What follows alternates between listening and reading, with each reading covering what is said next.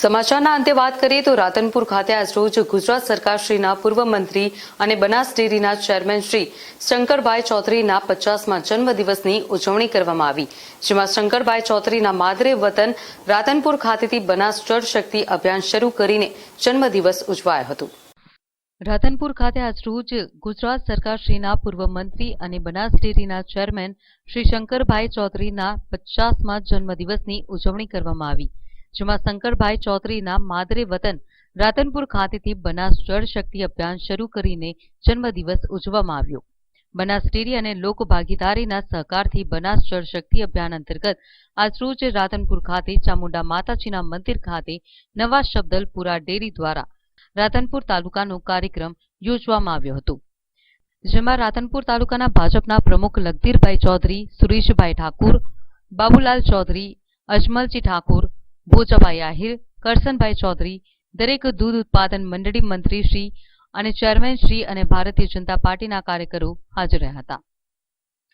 ત્યારે બનાસ ડેરીના ચેરમેન શ્રી શંકરભાઈ ચૌધરીના જન્મદિવસ નિમિત્તે 16 તાલુકાના ખેડૂતો માટે જળ શક્તિ અભિયાન લોક ભાગીદારીથી શરૂ કરીને 50મો જન્મદિવસની ઉજવણી કરવામાં આવી। તો સાથોસાથ બનાસ ડેરીના ચેરમેન શ્રી શંકરભાઈ ચૌધરીના જન્મદિવસ નિમિત્તે ગરીબ પરિવારોને ગરમ કપડાનું વિતરણ પણ કરવામાં આવ્યું। તો સાથોસાથ ખેડૂતોના હિતમાં ખેડૂતોને ખેતરમાં પાણી સંગ્રહ થાય તેવી આશા સાથે આજરોજ અનોખી પહેલ શંકરભાઈ ચૌધરીના જન્મદિવસ નિમિત્તે ખેડૂતોને ભેટ આપી હતી। 16 બનાસ ડેરી દ્વારા 16 વિસ્તારમાં જળ સંચય અભિયાન ચાલુ કરવામાં આવ્યું છે। શેના માટે અને શંકરભાઈનો અનોખો જન્મદિવસ શા માટે?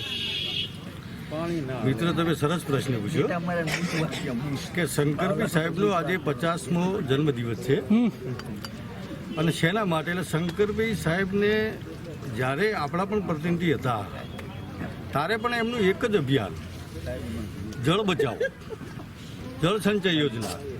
ખેતરનું પાણી ખેતરમાં જ રહે, ગામનું પાણી તલાવનું પાણી તલાવમાં જ રહે, ચેકડેમો, બોરીબંધ અને લોક ભાગીદારીથી આ એક એમ મેનું પહેલેથી એમનું વિઝન છે, કઈ રીતે જળ આપણું અંદર ઉતરે, ખેડૂતો શ્રી સક્ષમ થાય, આ એમનું મેન અભિયાન છે। અને આ જે સાહેબનું જે વિઝન હતું એ વિઝનને જે અમારી બનાસ ડેરીએ એક સાહેબના જે મેન પ્રશ્ન તરીકે જેમના જન્મદિવસ ઉપાડ્યું છે ને, એ ખરેખર બનાસ ડેરીને ખૂબ હું અભિનંદન આપું છું। કેટલા તાલુકામાં ઉપાડ્યું છે અને કેવો લાભ મળશે ખેડૂતોને? બનાસ ડેરી બૃહદ બનાસકાંઠા જિલ્લો કહેવાય છે।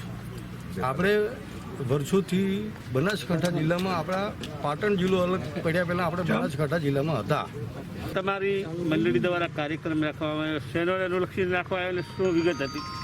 માન્ય શંકરભાઈ ચૌધરી બનાસ ડેરીના ચેરમેન શ્રીના આજે જન્મદિવસ નિમિત્તે જળ સંચય અભિયાન એટલે આડબંધ બાંધી અને ખેડૂતોને ઉપયોગી થાય તેવું કાર્ય અમારા સબદલપુરા દૂધ મંડળી વતી કરવામાં આવ્યું અને સાહેબ પણ પોતાની ખૂબ પ્રગતિ કરે અને એક સારું સેવાભાવી કાર્ય કરે તે બદલ અમે આખા સબદલપુરા ગામ વતી, રાધનપુર તાલુકા વતી સાહેબને ખૂબ ખૂબ અભિનંદન પાઠવીએ છીએ। આજે એક નવો કાર્યક્રમ આપવામાં આવ્યો છે એમના જન્મદિવસ નિમિત્તે, શું કાર્યક્રમ હતો?